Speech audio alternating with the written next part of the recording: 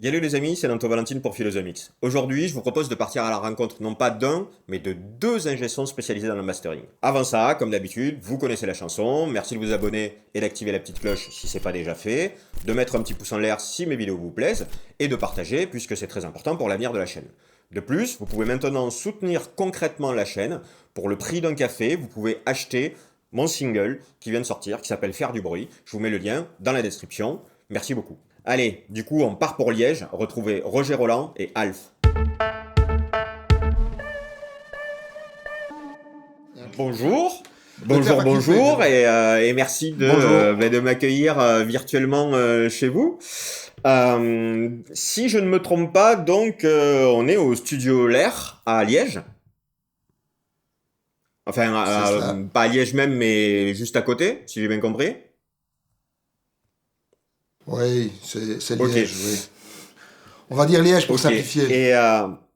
Donc le studio est situé à Et du Liège. coup, est-ce que vous pouvez me parler un peu du studio? Qu'est-ce que vous faites au studio? Parce que bon, c'est un studio, donc si j'ai bien compris, c'est mastering, mais il y a aussi enregistrement et mixage et prod en fait. Il y a trois D'accord. studios. Alors il y a un studio destiné à l'enregistrement et au mixage, orienté plutôt musique acoustique. Ok. Un studio de production, qui est plus un laboratoire qu'un studio. On y fait essentiellement du sound design et surtout beaucoup de musique D'accord. Et donc ça électronique. c'est et un Et studio de un studio de mastering. Et mastering. donc en fait, au niveau des répartitions, Alf, toi t'es plus du côté production, sound design, et Et mastering aussi. mastering. Et moi je suis plus enregistrement. Ouais. Et moi je suis plus enregistrement, mixage, musique acoustique au sens D'accord. très large. Et D'accord, ok. mastering. Nickel. Et là, le studio dans lequel vous êtes, là, c'est l'un des studios de mastering? C'est le studio de Ok. mastering, ouais. Il n'y a qu'un studio de mastering. Hein. Il n'y a pas un studio de mastering destiné à la musique électronique et un... Non, c'est le même studio D'accord, de ok. mastering. Ok. Et donc, moi, ce que j'aimerais savoir, c'est, parce que là, si ça vous dérange pas, on va plus se concentrer sur l'aspect mastering. Comment on en arrive à devenir ingé mastering? C'est quoi le parcours? Comment vous en êtes arrivé là?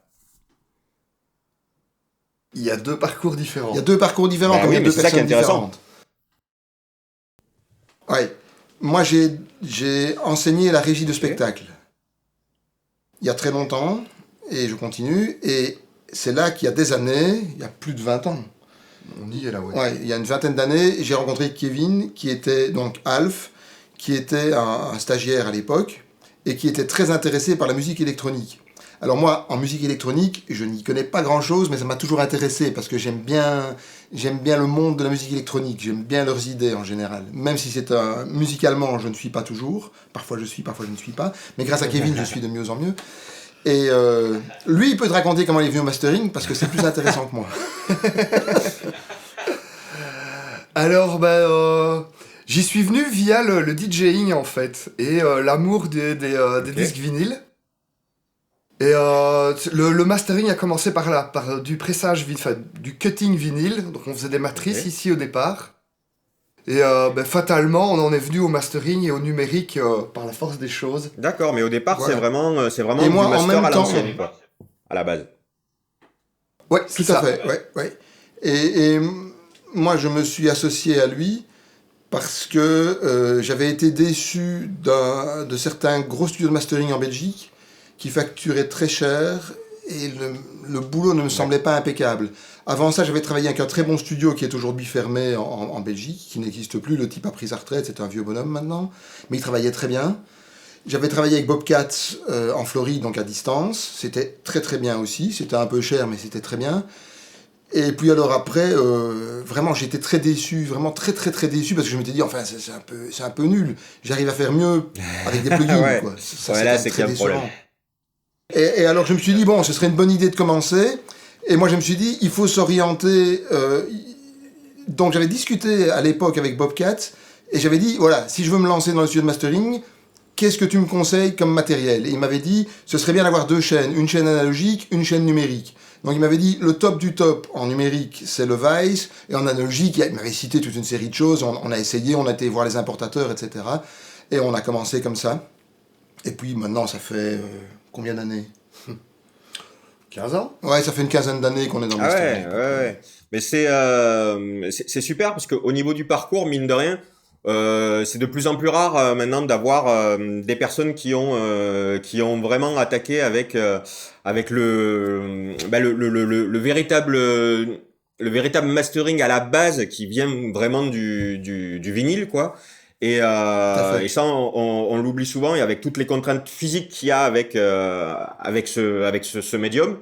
Et Ouais. puis, en plus, maintenant que le vinyle revient quand même un peu, enfin même plutôt pas mal d'ailleurs, c'est cool parce que vous continuez à faire du mastering à l'ancienne aussi, donc vous faites du mastering C'est numérique ça, bien ouais. entendu, mais vous continuez Tout à à fait. faire du mastering pour vinyle. Oui, tout à fait. Et alors, ce qui est intéressant, si tu veux, c'est, je peux comparer ça à la photographie argentique ou la photographie numérique. Mhm. La photographie numérique, c'est génial, parce que ça permet plein de choses, mais quand tu as appris la photographie argentique, tu es beaucoup plus exigeant parce que tu avais une marge de manœuvre qui était beaucoup plus étroite. En fait, ce que le mastering à l'ancienne donne, c'est la rigueur, on peut dire ça. Parce que si tu fais un mastering vinyle et que tu le loupes, tu peux jeter ta plaque et recommencer. Et tu ne le sauras que Et 6 mois après. Et tu le sauras des mois après.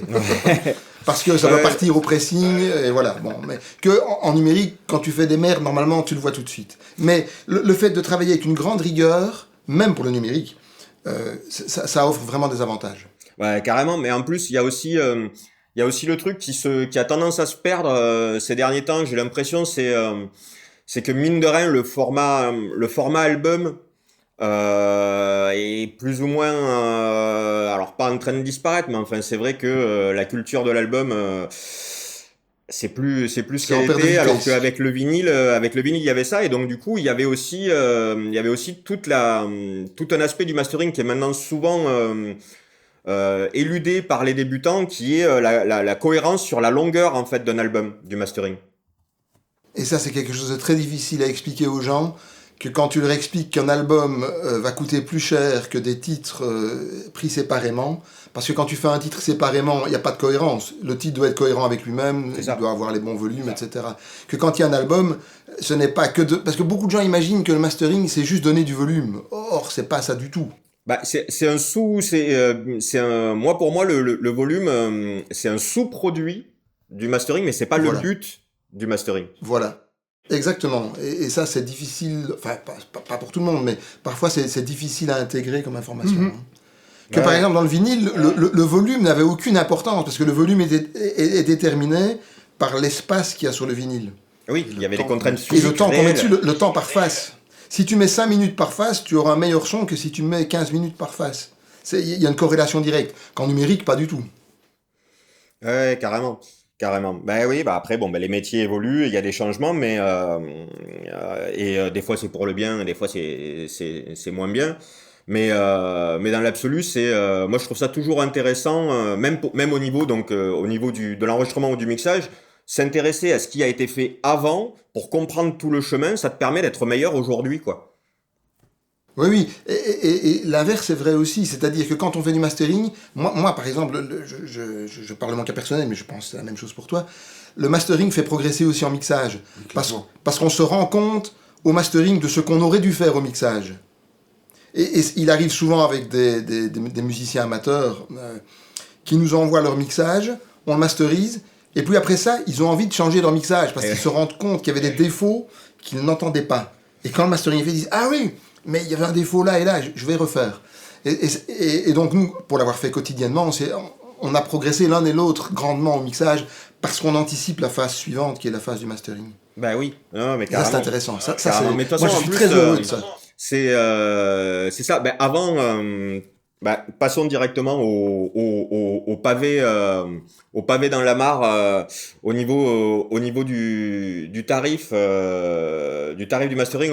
On geekera sur du matos après si vous voulez bien, mais D'accord. il y a plein de personnes qui je pense se font tout un monde en se disant ça va coûter les yeux de la tête, etc., alors que il me semble que non. Alors En qu'il tout cas, suffit de moi, vendre mon un expérience bras. personnelle, quand je fais appel à des ingénieurs de mastering, c'est tout à fait correct. Et surtout, la plus-value, est extraordinaire, quoi, parce que ça se limite pas. Un plugin, il va pas nous faire de retour, il va pas nous conseiller. Moi, j'ai déjà envoyé, alors moins maintenant, parce que maintenant j'ai plus de métier, mais j'ai déjà envoyé à mes débuts des choses à masteriser où le gars il m'a dit non, désolé, là je peux pas. Par contre, t'as ça et ça à revoir, et en fait, ça m'a fait évoluer moi en tant qu'ingé, quoi.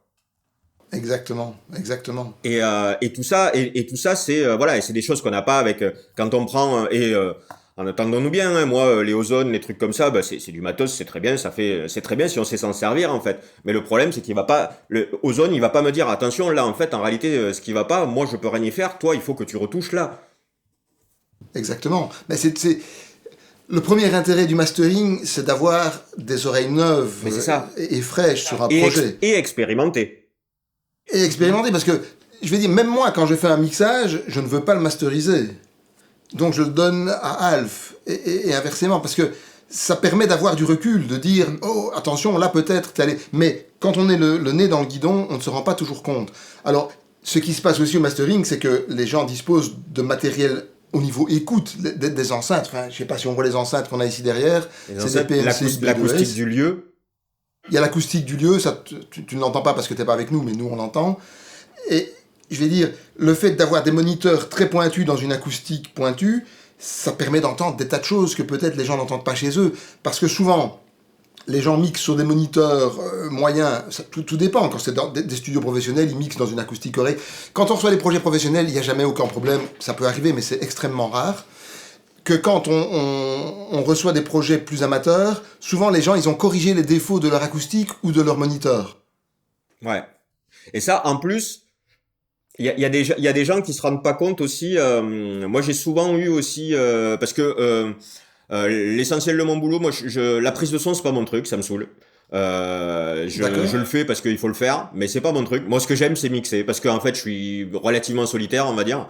Même si j'aime les gens, mais j'aime échanger avec les gens, mais quand je fais mon truc, je fais mon truc. J'aime bien être dans mon petit coin, quoi. Et donc, je reçois des trucs à mixer. Et dans les trucs à mixer, il y a souvent aussi, justement, alors Alf, ça va être très intéressant d'avoir ton avis là-dessus, parce que moi, ce que j'ai constaté, c'est que souvent, les personnes qui font de la musique électronique, comme il n'y a pas de prise acoustique, ils se disent, ben moi, il n'y a pas de problème. J'aurais pas de problème, j'ai pas de problème avec l'acoustique ou des choses comme ça, mais sauf qu'ils se rendent pas compte que quand ils écoutent et quand ils travaillent quand même avec leurs pièces, quoi. Et donc du coup, ça engendre éventuellement des problèmes et ils me disent ben non, mais il n'y a pas de souci parce qu'il n'y a pas de prise de son, donc j'ai pas de problème d'acoustique. Ben si, parce qu'ils entendent le son qu'il y a chez eux, quoi. Est-ce que toi, dans du master ou dans des choses comme ça sur des musiques électroniques où il n'y a pas de prise acoustique, t'as constaté ce genre de choses ou pas? Oui, mais souvent le problème ne vient pas nécessairement du mixage, il vient plus du sound design en fait. Non, mais carrément. Mais de C'est toute façon, un problème qui est parce que beaucoup plus justement, en amont. les instruments électroniques et les instruments virtuels et les choses comme ça, en fait, moi, la création du son à la base, j'assimile ça à l'équivalent de la prise de son. Il faut que tu travailles ton son à Bien la base, sûr. en fait. Mhm. Et ça, Bien sûr. ça effectivement, ouais. Sur un album, effectivement, en électro, ce qu'on corrige surtout, c'est comme tu le dis, l'écoute et la pièce dans laquelle l'artiste a travaillé, en fait. Mhm. Les corrections, on retrouve les mêmes corrections sur pratiquement tous les morceaux. Quand tu as un album et que tu dois corriger aux mêmes endroits, ça veut dire que le problème ne vient pas du titre, Oui. que le problème vient de la pièce ou des moniteurs. Ouais. J'ai déjà fait le test, je faisais un preset, et à la limite, il aurait pu marcher quasiment pour l'intégralité de l'album. Ça veut dire qu'il y avait un gros problème. Par exemple, t'as une grosse bosse à 100 Hz, et ben ça veut dire que dans cet endroit-là, le monsieur ou la madame, il n'entend pas ce qui se passe chez lui. Et alors, c'est forcément très difficile d'expliquer ça, puisqu'il ne peut pas l'entendre, puisque ses moniteurs ne lui rendent pas ça, ou que son acoustique ne lui rend pas ça. Ou alors une pièce rend trop d'une fréquence, voilà, on va reprendre 100 Hz, elle rend beaucoup trop cette fréquence-là, alors il va couper, et puis finalement quand on écoute ça sur des écoutes plus correctes et dans une acoustique traitée, on se dit mais enfin, cette fréquence-là elle manque quoi, qu'est-ce qui se passe? Où est-elle passée? Où est-elle passée? Eh ben, en fait c'est parce qu'il en a trop, il l'a virée. Parce que la plupart des gens en fait corrigent, ils ont plutôt une bonne oreille et ils corrigent ce qu'ils entendent. Et si ce qu'ils entendent c'est dans une acoustique moyenne avec des moniteurs un peu faiblards, voilà, là il vaut peut-être parfois mieux passer à un mastering en stems. Je sais pas si tu fais ça aussi toi. Oui, énormément. Ouais, voilà. Parce que ça permet au moins d'aller un peu plus vite. Ouais. De pouvoir corriger, parce que si on a un problème dans une zone de fréquence, en mastering, il y aura toujours des effets secondaires. On va toucher une zone de fréquence qui va peut-être influencer le reste du mixage, quoi. Bien sûr. Donc dans ce cas-là, il vaut mieux travailler en stems. Les stems, c'est des sous-groupes. C'est-à-dire, on demande aux gens, envoie-nous le kick, le reste de la batterie, la basse, les claviers et les guitares, et puis tout le reste. Donc, mais qu'on retrouve ton mix quand on fait jouer, quoi. Et quand on fait jouer, on se dit, ah oui, finalement, la basse, elle était vraiment trop forte. Et il suffit juste d'aller régler le volume de la basse et de lui mettre 5 dB de moins, et c'est réglé, quoi. À distance, ce serait ingérable. Le stems, c'est aussi un bon moyen de pouvoir toucher au mix sans devoir recommencer un mix qui finalement est impossible à faire pour nous. Parce qu'en électro, c'est tellement particulier la manière de mixer pour chacun. Il y a du sidechain un peu partout, il y a des interactions entre les pistes. C'est vraiment compliqué de recréer ça ailleurs. Et donc finalement, c'est une manière de pouvoir toucher au mix sans détruire ce que la personne avant a fait. Voilà. J'ai reçu très très récemment un mix qui était un peu loupé. J'ai demandé à la personne de m'envoyer les stems. Et en fait, ça a pris 5 minutes, quoi. Ça n'a pas pris beaucoup de temps. Et on gardait son mix. Juste, il était un peu plus parfait, voilà. Parce qu'il y avait des imperfections que si j'avais dû dire à distance, corrige-moi un peu ça et un peu ça, il allait le faire. Puis j'avais dit, non, mais finalement, c'est pas ça, corrige encore un peu ici ou là, qu'en m'envoyant les stems, ça a pris quelques minutes et c'était réglé. Et il était très content parce qu'à la fois, il trouvait son mix, mais en plus, il avait gagné en qualité. Et puis après, il y avait le mastering. Mais ce qu'il aimait, c'était plus ses corrections de mixage que le mastering, à mon avis. Ouais. Yes. Danser, danser, danser. Faire du bruit. Faire du bruit. Nous sommes très motivés. Motivés.